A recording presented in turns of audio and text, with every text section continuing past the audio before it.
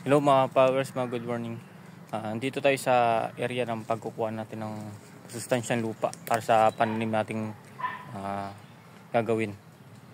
Yung gagawin, kukuha ulit tayo ng mga sako at lalagyan natin ng laman na masustansyang lupa dito sa area na pinuntahan ko dyan guys. So ngayon guys, simulan na tayo para matapos na.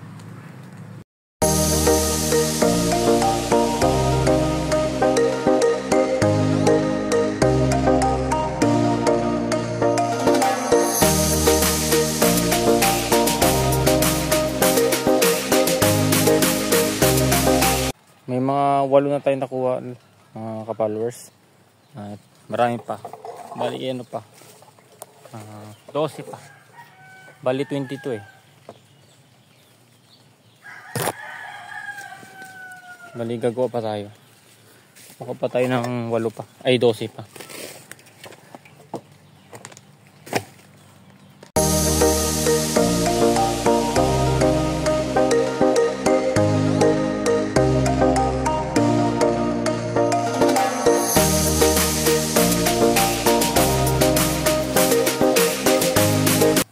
Ang gantong trabaho mga ka-followers ay di madali.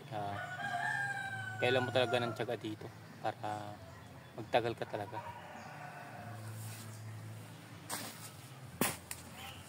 Sabi nga nila, kung wala kang tiyaga, wala kang nilaga.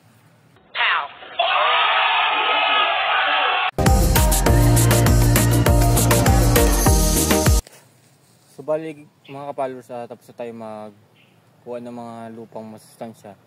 Pag-ipon-ipunin natin at ilagay natin doon sa taniman natin. Sige guys, subukan natin.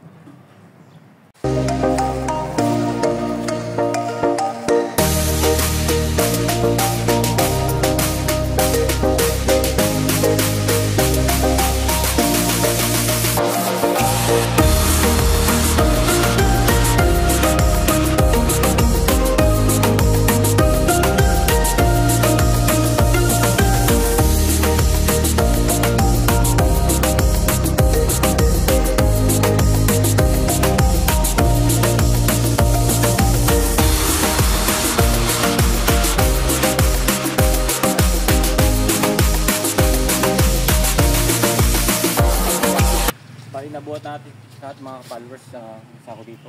Ilagay natin lahat dito. Mga followers, ilagay natin lahat dyan. Bali, lalagay natin saan natin? Sa plat natin, sa pagtataniman natin, yung mga nakuha natin. Pero 10 lang.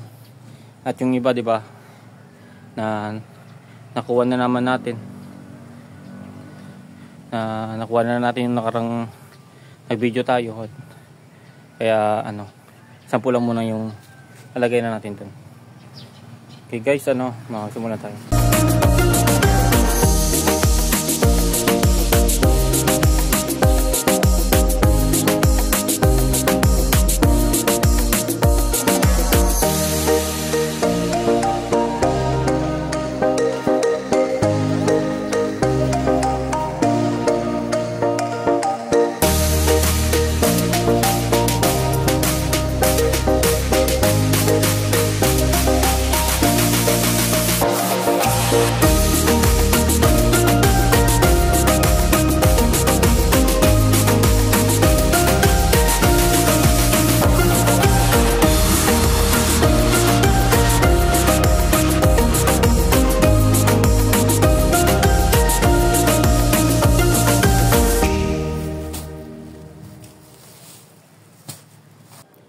Bali natapos na natin mga ka-followers. Napresto na natin lahat yung mga kinuha nating lupa na masustansya. Natin lagay sa sako. Ito guys, nilagay natin lahat dyan. So tapos na tayo guys. So ayun ngayon mga followers, tapos na natin lahat ng mga gawain natin. At sobrang nakakapagod din talaga magbuhat ng malayo-layo din at palipat-lipat pa.